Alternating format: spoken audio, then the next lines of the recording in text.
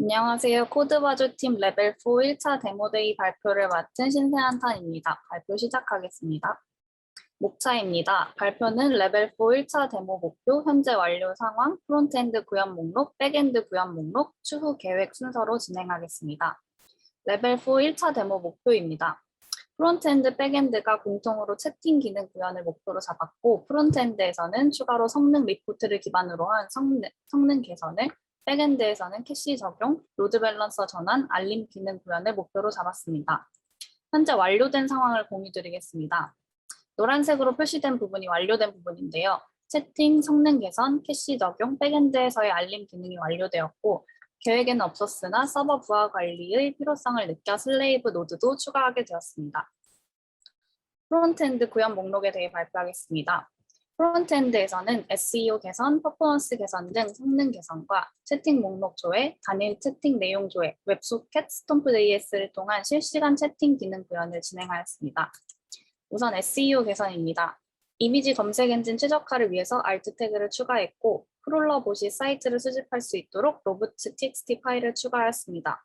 또 서버 단에서 페이지 단위로 메타 태그를 보내줄 수 있도록 라우트를 활용했고, SNS에 최적화된 오픈 그래프를 추가했습니다. 현재 구글에서 코드바조를 검색하면 상위 노출되고 있고 페이지별로도 소개되고 있습니다. 우측은 SNS 공유 시 모습입니다. 다음으로는 퍼포먼스 개선입니다. WFF를 어떻게 읽어야 될지 몰라서 우프라고 읽겠습니다. 우프 형식보다 30%에서 50% 더 압축된 우프2 형식의 폰트를 CDN을 통해 프리로드해서 사용하고 있는데요. 일반적으로는 오픈되어 있는 CDN을 가져다가 사용하지만 저희 팀이 사용했던 IBM 플렉스 산스 폰트의 우프2 형식의 경우 공개된 CDN 소스가 없어서 직접 우프2 형식으로 압축한 후에 CDN에 올려 프리로드하여 사용하고 있습니다.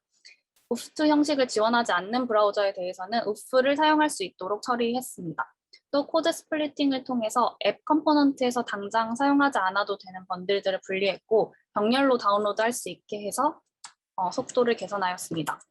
개선 전에 웹팩 번들 애널라이저의 번들 결과물을 보면 앱 컴포넌트에서 500KB 가까이 되는 번들 JS 하나를 사용하고 있었는데요. 초기에 필요하지 않은 페이지 단위의 코드들은 리액트 레이지를 통해 코드 스플리팅하고 초기에 필요한 리액트 관련 패키지, 모듈들을 3개의 청크로 분리하여 병렬 다운로드를 통해 다운로드 속도를 개선할 수 있었습니다.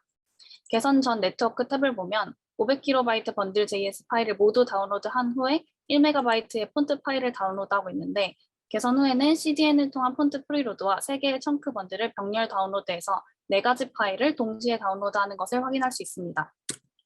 지난 데모와 비교한 라이트하우스 측정 결과입니다. 퍼포먼스, 접근성, SEO 등 모든 부분에서 점수가 개선된 것을 볼 수 있습니다. 개선 결과 LCP도 5초에서 1초로 개선되었습니다. 채팅 기능은 현재 프론트엔드, 백엔드 모두 완료되었지만 프론트 측에서 UI 개선 지점과 버그를 발견해서 추가 보수 예정입니다. 백엔드에서도 웹소켓 통신에서의 토큰 인증 문제를 보완할 계획입니다. 그럼 간단한 채팅은 데모로 영상 보여드리겠습니다.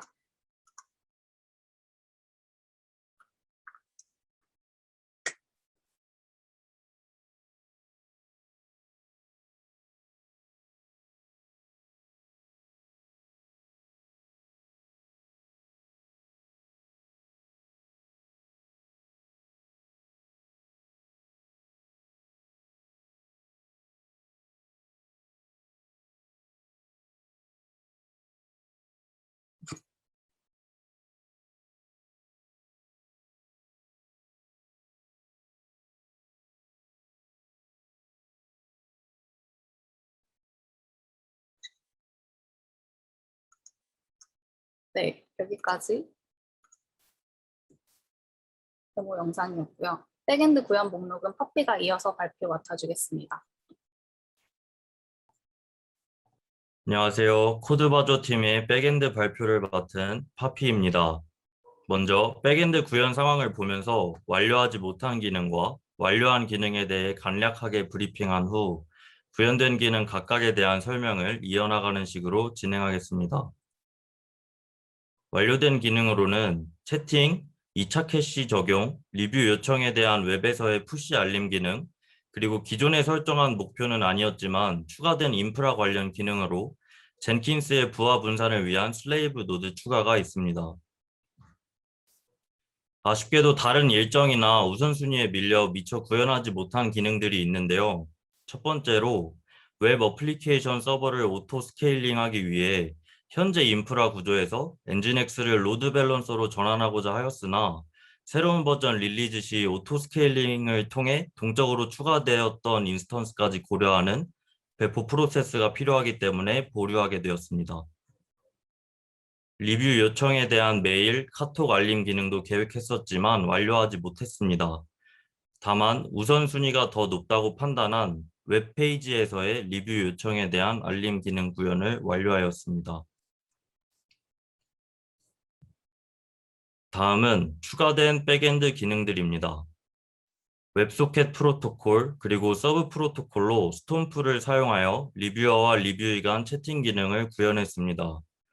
스톰프는 클라이언트와 서버가 서로 통신하는 데 있어서 메시지의 형식, 유형, 내용 등을 정의해주는 프로토콜인데 퍼블리셔와 서브스크라이버를 지정하고 퍼블리셔로부터 전달받은 메시지를 서브스크라이버로 전달해주는 중간 역할을 수행하는 메시지 브로커를 통해 특정 사용자에게만 메시지를 전송하는 기능 등을 가능하게 합니다. 이를 이용해서 채팅방 아이디를 기준으로 해서 서브스크라이브와 퍼블리쉬 메시지를 통해 채팅이 가능하도록 하였습니다. 다음은 2차 캐싱입니다. 먼저 캐싱을 사용하면 좋은 점에 대해서 이야기하겠습니다. 네트워크를 통해 데이터베이스에 접근하는 시간 비용은 어플리케이션 서버에서 내부 메모리에 접근하는 시간 비용보다 수만에서 수십만 배 이상 비쌉니다. 따라서 조회한 데이터를 메모리에 캐시해서 데이터베이스 접근 횟수를 줄이면 어플리케이션 성능을 획기적으로 개선할 수 있습니다. 저희는 이러한 캐싱의 이점을 누리기 위해 엔티티를 캐싱하는 2차 캐시를 적용했습니다. 코드바저 사이트에서는 리뷰를 받고 싶은 사람들이 리뷰를 받길 원하는 언어들을 선택해서 필터링할 수 있습니다. 이 언어들은 사용자들이 가장 많이 접근하는 페이지에서 사용되며 변하지 않는 값들입니다. 그래서 첫 요청 시 전체 언어들을 2차 캐시에 캐싱한 후 요청이 들어올 때마다 DB에 접근하는 것이 아닌 2차 캐시에서 결과들을 반환해 주었습니다. 다음은 리뷰 요청에 대한 실시간 푸시 알림 기능입니다. 실시간 관련 고려한 기술로 클라이언트가 일정한 주기로 서버에 요청을 보내는 폴링 방식과 양방향 통신이 가능한 웹소켓, 그리고 이벤트가 서버에서 클라이언트 방향으로만 흐르는 SSE 방식이 있었는데 SSE를 이용하여 구현하였습니다. 폴링 방식은 지속적인 요청을 보내야 하므로 리소스 낭비가 심할 것으로 예상했고 실시간 알림 같은 경우는 서버에서 클라이언트 방향으로만 데이터를 보내면 되기 때문에 웹소켓 양방향 통신은 필요가 없었기 때문입니다. 일반적으로 HTTP 요청은 하나의 요청 응답 과정을 거치고 연결을 종료하지만 SSE는 그림과 같이 처음 HTTP 연결을 맺고 나면 서버에서 클라이언트로 데이터를 계속해서 보낼 수 있습니다. 마지막으로 젠킨스의 부하 분산을 위해서 슬레이브 노드를 추가하였는데요. 현재 저희 팀의 젠킨스 EC2에서 담당하던 잡 리스트는 다음과 같습니다. 백엔드 개발 서버 배포, 운영 서버 배포, PR 빌드 및 테스트, 프론트엔드 테스트, 프론트엔드 배포 잡들이 있는 상황인데 그림처럼 여러 젠킨스 잡들이 동시에 실행되면서 CPU와 메모리 사용률이 증가하다가 젠킨스 인스턴스가 터지는 상황이 자주 발생했습니다. 그렇다고 잡을 하나만 실행하도록 제한하면 효율성이 떨어지기에 부하가 많이 발생하는 잡들을 아까 보셨던 구조처럼 슬레이브 노드에서 실행시키도록 구성하였습니다. 그 결과 3개의 잡을 동시에 실행한 결과는 다음과 같습니다. 마지막으로 최종 데모까지의 계획을 말씀드리겠습니다. 프론트에서는, 백엔드에서는 이미 완료된 실시간 알림 기능을 적용하고 UI 개선, 유지 보수를 위주로 진행할 계획입니다. 백엔드에서는 성능 부하 테스트, 채팅 관련 어센티케이션 보안 등 유지 보수를 진행할 예정입니다. 이상 발표 마치겠습니다. 감사합니다.